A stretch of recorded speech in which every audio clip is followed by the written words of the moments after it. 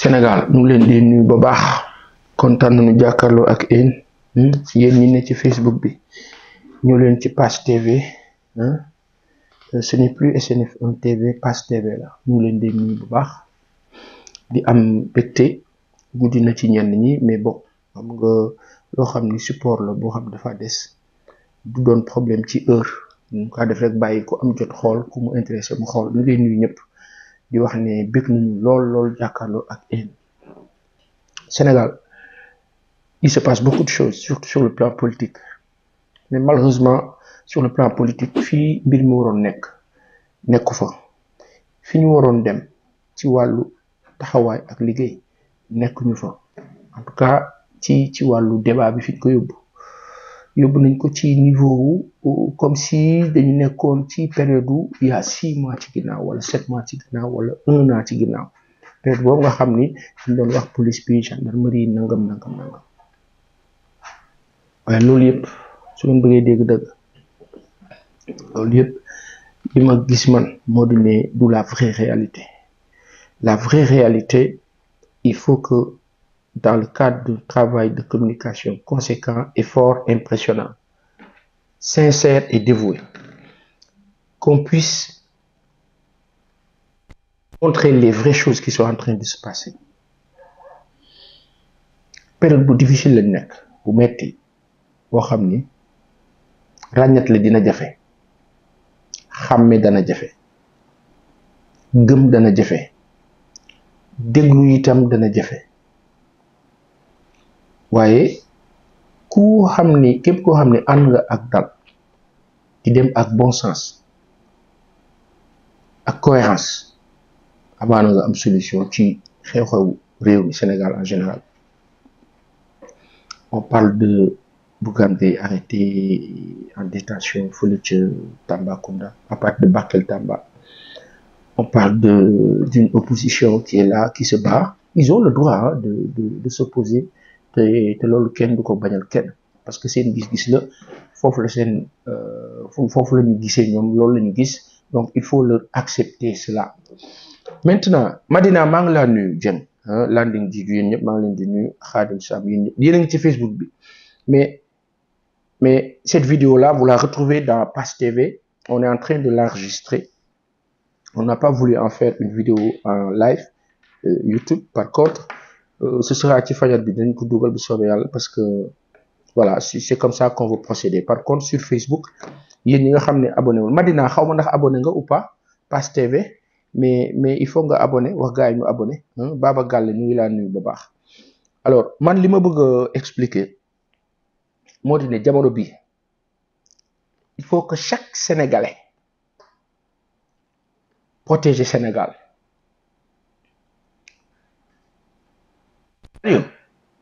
Mario, il faut que chaque Sénégalais protège Sénégal. Pourquoi chaque Sénégalais doit protéger le Sénégal? Parce que les enjeux sont énormissimes. Ñun ñu ngi toog am jafe-jafe Matam Podor la région du fleuve am jafe-jafe Bakel ndox mi le barrage de Manteleg la ca des coow li bari na mais essayons de réaliser un peu ce qui se passe. Jékki-jékki port autonome bateau suux na tranquillement si jékki-jékki toog ñu ne am na benn agent ministère affaires étrangères bu suicidé wu 18e étage yàlla na ko yàlla yërëm Ibrahima Ndiaye. On a vu le communiqué si triste du ministère de l'intégration africaine et des affaires étrangères. Merci Madina nee na abonné na Pass TV. Ousmane Sagna ñu ngi leen di nuyu ba baax. Alors ci Facebook bi ñi maa nuyu ñëpp nag yéen ñi nekk ci YouTube bi xam ne ñi nekk ci Facebook bi waaye may wax benn affaire ñu toog dégg coow yi en 6 mois de magistrature suprême du président Bassirou Diomaye Diakhar Faye 6 à 7 mois ñu jëm ci ay élections législatives Sénégalais yi na ku nekk seetlu fi ñu bëgg a dugal dëkk bi ci sensu du dox du dem maar de si Sénégalais yi dem ak jàmm ak salaam Sénégal moo dee dox neex nu raw nuñ ko xalaate woon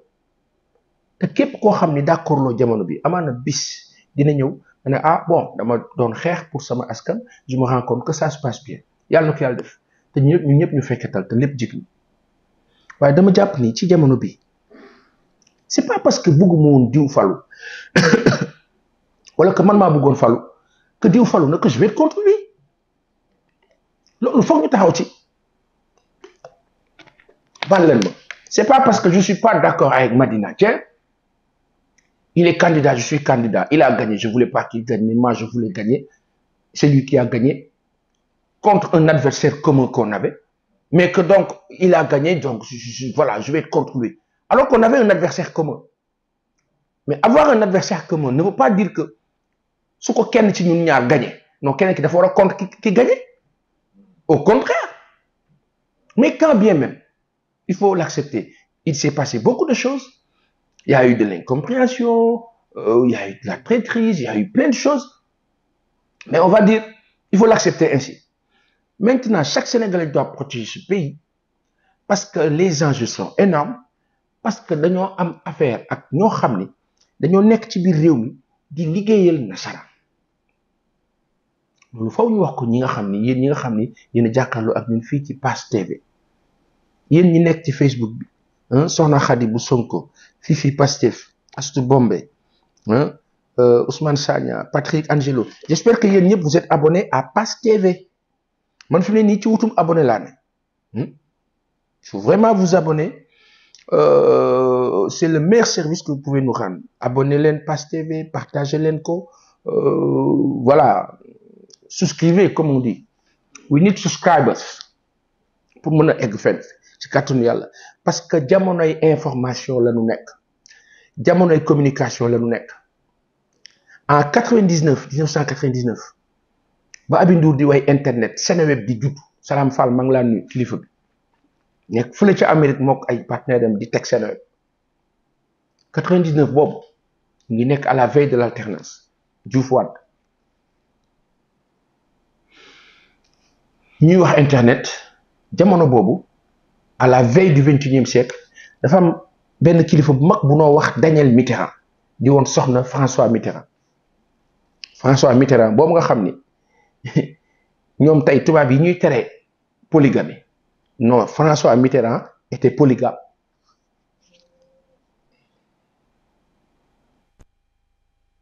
yoroon Daniel yoroon keneen wax ma maîtresse de ca ña fekke ca ña xam waaye bu ñu waxee dëgg rek yàlla tax Khadim Sam nu ngi laa ziar bu baax Baba Galle acca Baba yéen ñëpp j'espère que vous êtes abonnés Madina nuyu naa la bu baax abonné leen Pass TV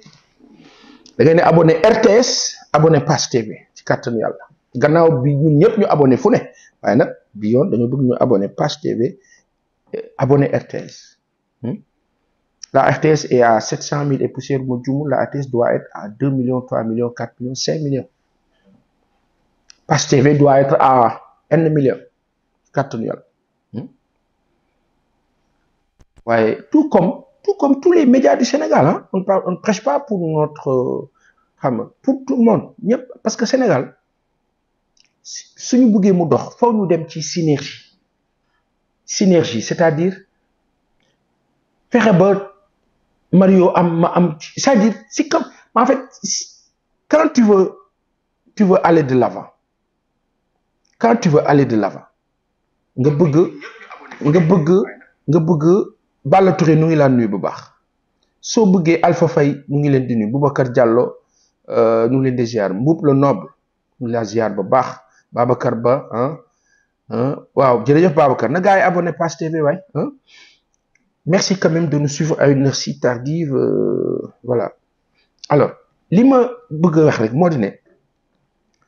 à 1h35 du matin moo di ne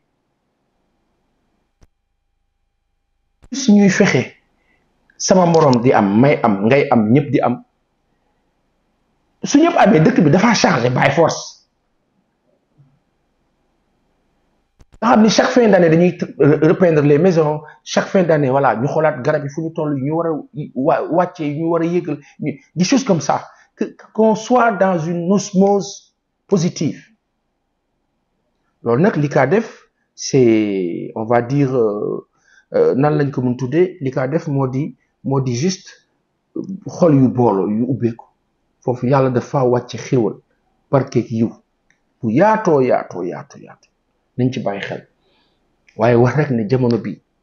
dañu xam ne Sénégal du Sénégal pour ñun kese Sénégal pour àdduna la vidéo ne va pas être longue lu gàtt laa doon mais dama bëgg a wax rek ne fi ñuy toog nii jamono bi di wax waxi politique jàpp nañ diw tee nañ diw nangam coow li ci xew ak yépp oui Bougane am na droit circuler dafa war a doxam kenn waru ko téye parce que li jëm citoyen comme tout le monde oui mais stay in your car su ko américain di wax la ma Mouhamed Cissé di fàttali ñu kaa nuyu bu baax maanaam sa loxo da nga kaa teg ci volant bi bu ko wàccee bu ko kii parce que boo kaa wàcce moom waa ji nga xam ne teg na loxom fii moom bala ngaa kii mu wàcc la mara de udsi ci rapidité wu policier américain ñun nag Sénégal baaxuñu lool te yàlla bu fi am mara de udsi dund nañ ko 2021 yu ñaaw yu fi amoon ak nos forces de sécurité loo xam ne jekkul te ñuy mbokk ñun ñëpp sur le cas de Bougane moi j'ai première arrestation j'ai dit pourquoi ñuy téye Bougane waruñu ko jàpp jaru ko alors cette fois-ci j'ai pas eu mot je suis resté peiné gêné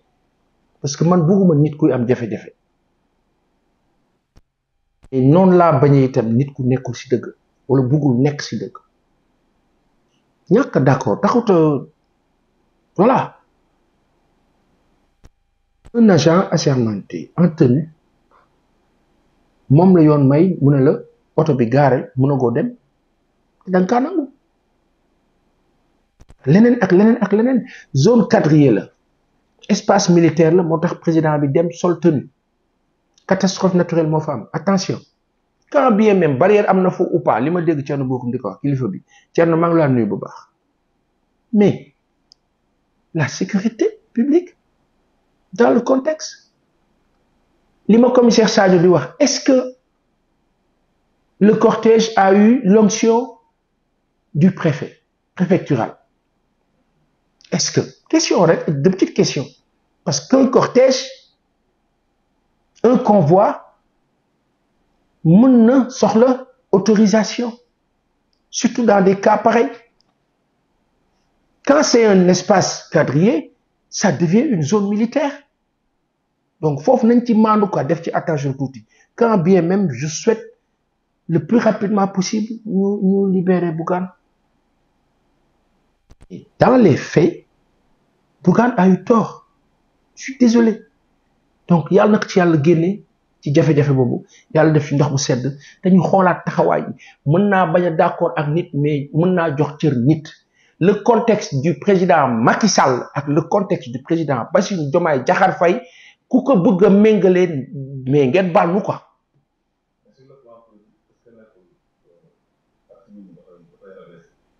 Sur le plan politique Mario la question que tu me poses est-ce que acte bi nekkul lu kaa rabaisser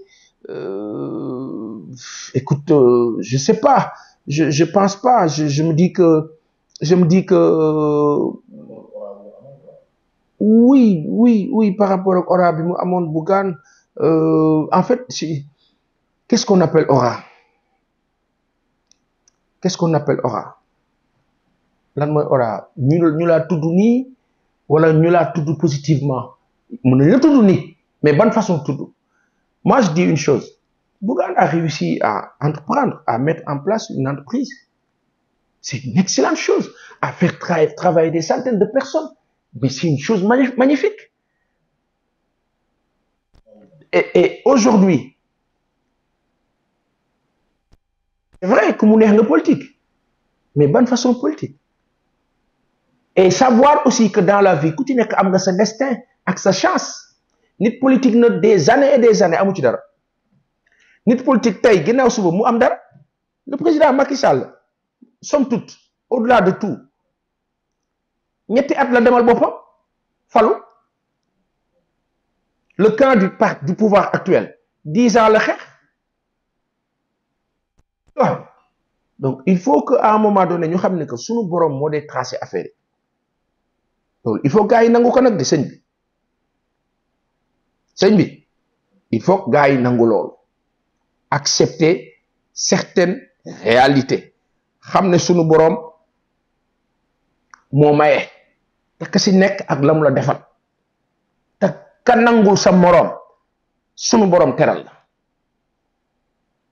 mais l'un dans l'autre moi je souhaite qu'on libère Bougane le plus rapidement possible il est candidat aux législatives nañ ko bàyyi mu dem élection législative Mario waaw non nañ bàyyi xam nga oui ma nañ ko bàyyi mu def élection législative maintenant après nag su ma waxee loolu yow nga ne ma mais yoon faw mu def liggéeyam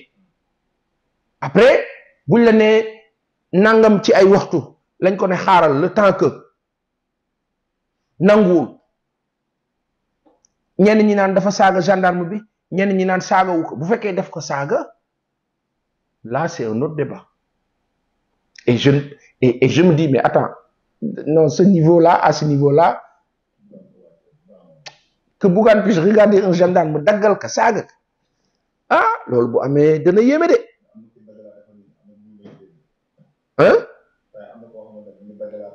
am na ko xam mu ngi daggalaate Sonko yébi lee bañ a dégg kan Barthélémy tu veux parler de Barthélémy j'ai vu la vidéo mais bon moi je dis acteurs politiques yi nañuy ànd ak ay conseillers yu leen di mën a conseiller beneen bi nañuy ànd ak ay conseillers yuy nangu wax dëgg bi Barthélémy Dias kilifa la amul pour agir noonu tu es maire de la capitale tu peux pas moi j'ai pris position et acte pour Barthélémy mais à tue-tête par rapport à son histoire moom Ousmane Sonko Khalifa Ababacar Sall en me disant qu'il y a eu une incompréhension ce que d'aucuns surtout nos amis du Pastef ont assimilé à de la trahison de la traîtrise ku ci nekk ak ni nga ko expliqué maintenant soo ñëwee ci stade bi ne bëggoo dégg Sonko jamono bi ku bëggul dégg Sonko da ngay génn réew mi de soo ne doo bëggoo dégg Sonko daa génn dëkk bi soit tu prends une autre nationalité ou tu dégages tu bouges xam nga loolu waruñu egg foofu sëñ bi na ku nekk nangul moroomam da nga wax bi beneen bi moo di ne saay bu ñu kenn dugal ci violence newuñ ci dunduñu ko lan la ñu nekkoon doon xeex benn régime bu fi nekkoon sonal Sénégalais aujourd'hui un régime est là ils viennent d'arriver c'est ça le problème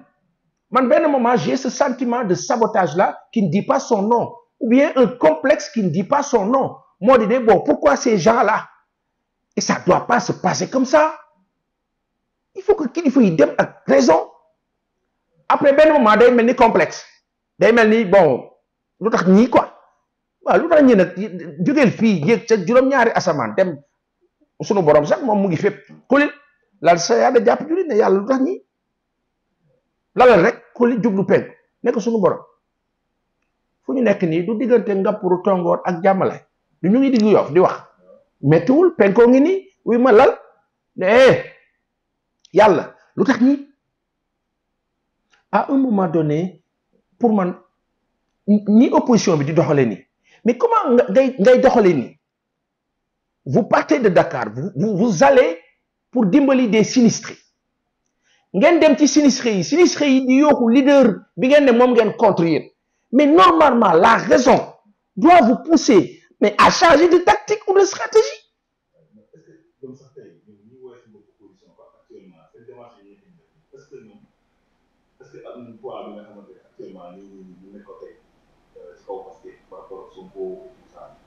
J'ai pas compris.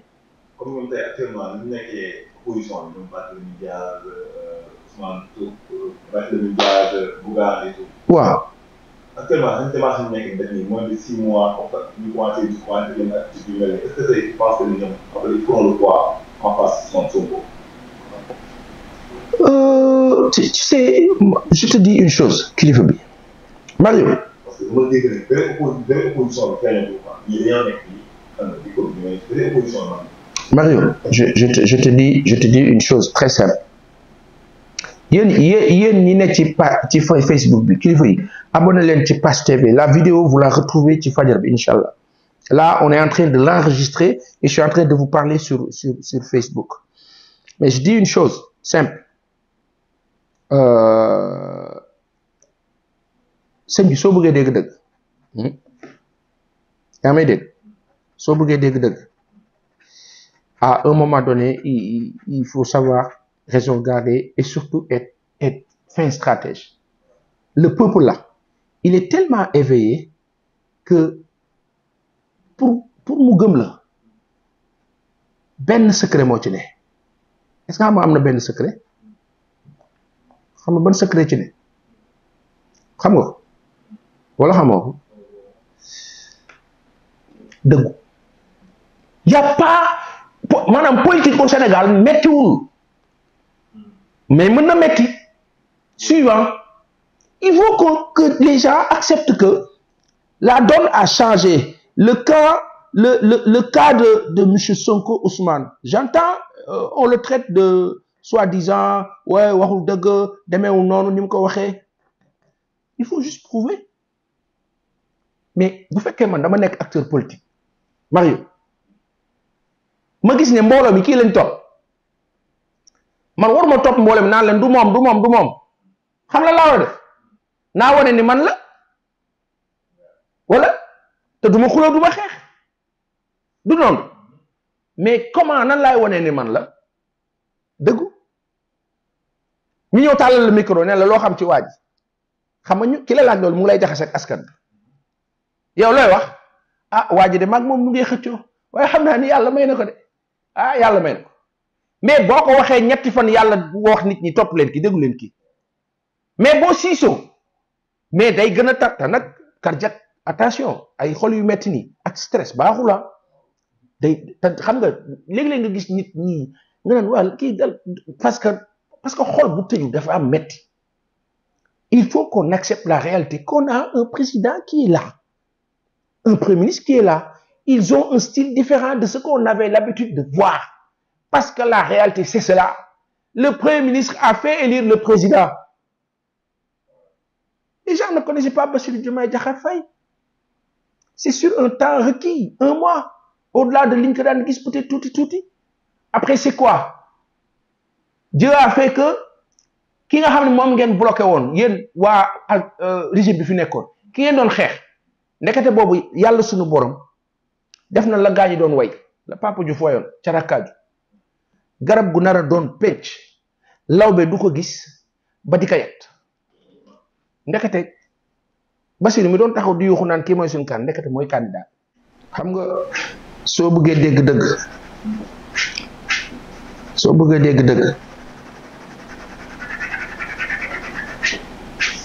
soo bëggee dégg dëgg nanu cëralante nangulante nangul yàlla def dégg nga wax bi non c'est-à-dire au-delà de gis li la ca Dakar Arena bi yow mu ngi feeñ baba Dakar Arena mu ngi feeñ en cas dundu mais c'est plus de confirmation quand un parti politique en arrive à vendre l'accès à son meeting comme un concert comme un match de foot non amul man de Afrique gisuma ko fi c'est une première. Il y en a qui disent le monde entier. Bah, que ce soit aux États-Unis ou ailleurs, il y a des gens qui réussissent certaines prouesses. Mais en tout cas, en Afrique, c'est une première. Il n'est pas dit que, oui, le cas du président Bassirou Diomaye Diakhar Faye, oui, Ousmane Sonko, ce sont des génies. Tout ce qu'ils font, c'est ça. Non. Il y a des manquements, ça et là. Sur les 6 mois, 7 mois, on fait état de lieux, on a des lieux, on consulte à gauche, à droite. Mais sur les 6 à 7 mois, man, par exemple, j'aurais super aimé, malgré le fait que nous avons une situation, nous avons bloqué les marchés, ça et là. Comprendre? Yen ñi nekk ci Ndiaye nous la nuit fi Pastef guichet fermé voilà donc mais gars yi abonné leen Pass TV yéen a ngi fii de yéen a ngi fii mais Pass TV ngeen war a nekk ci YouTube bi waaw xaaral ma def bindal leen ko fii Pass TV YouTube la vidéo vous la retrouvez là-bas inchallah alors je dis une chose simple quand un parti fait guichet fermé nga xool nit yi ñu joyeux te dëgg la parti boobu bare waxuma membre de bare ay sympathisants nit ñi xeex pour jële fi benn régime voter le parti boobu même si tu n'es pas d'accord accepte la réalité waa ji football ngeen doon na la 4-0 Real Madrid dañ ko mëne 2-0 première mi-temps Vinicius dugal 3 buts ñu remontada 5-2 boo paree doo accepter ne boo taxawee ñu naan la Real kat club bu mag la wala Barça club bu mag la mais accepte la nga siisu ngay siisu non waaw demeewul noonu mais après nit ñi dañ laa reetaan man nos acteurs politiques actuels quelque soit même bu ñu amoon raison mais amal raison wax ka ñi nga xam ñu ngi laa déglu une bonne partie de la population est avec ce régime en place la preuve maintenant qu'une bonne partie du peuple soit avec ce régime oui moi je suis diou je suis opposant non je suis pas d'accord vous êtes libre mais pas au point de transgresser pas au point de faire de sorte que non faut que problème am ou bien vouloir coûte que coûte problème am c'est là où je suis pas d'accord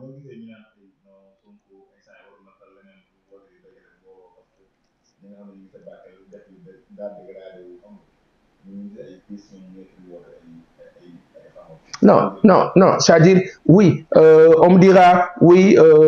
monsieur Sonko waroon na dem Bakel plutôt oui on a l'habitude d'avoir notre président quand il va dans une zone avec son premier ministre on a toujours vu ça mais et sur place on voit qui le président qui parle le président qui est important le président qui est c'est le régime du présidentialisme fort. Au temps de Senghor Mamadou Dia, on voyait plus Mamadou Dia que Senghor. Et qu'est-ce qui s'est passé?